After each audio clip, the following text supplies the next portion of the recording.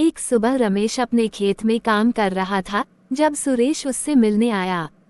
दोनों दोस्त खेतों में अपने अनुभव और खेती की चुनौतियों पर चर्चा करने लगे। अरे रमेश, क्या तुम हमेशा इसी तरह नई नई चीजों में उलझे रहते हो?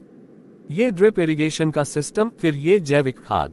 हमारे बाप दादा के जमाने में बस पानी भर के डाल देते थे और फसल तैयार हो जाती थी। अब ये सब क्यों जरूरी है? तुम्हारा कहना सही है, लेकिन मेरे हिसाब से पुराने तरीके भी बुरे नहीं हैं। मुझे अपने बाप दादा की खेती पर पूरा भरोसा है। वो भी कम पानी में अच्छी फसल उगाते थे। सही कह रहे हो, लेकिन अगर हम इसे लंबे समय तक देखें तो ये किफायती ही साबित होगा।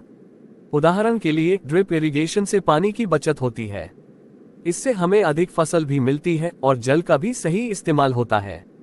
सुरेश, समय बदल रहा है और खेती का तरीका भी बदलना चाहिए।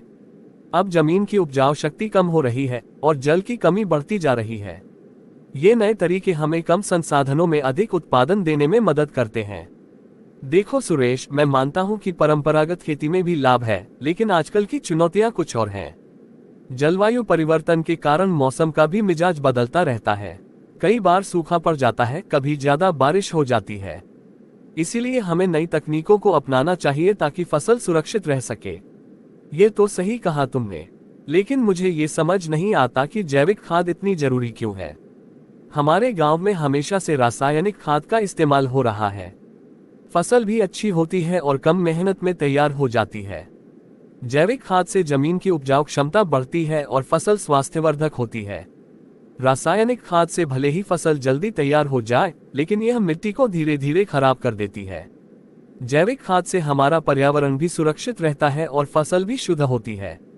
तुम्हारे तर्क में दम है, पर देखो रमेश, मुझे डर है कि अगर फसल अच्छी नहीं हुई तो नुकसान हो जाएगा।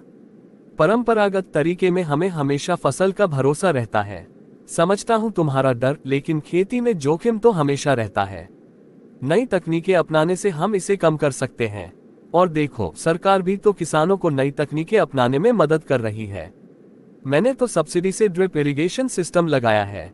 अगर तुम चाहो तो मैं तुम्हारी भी मदद कर सकता हूं इस प्रक्रिया में।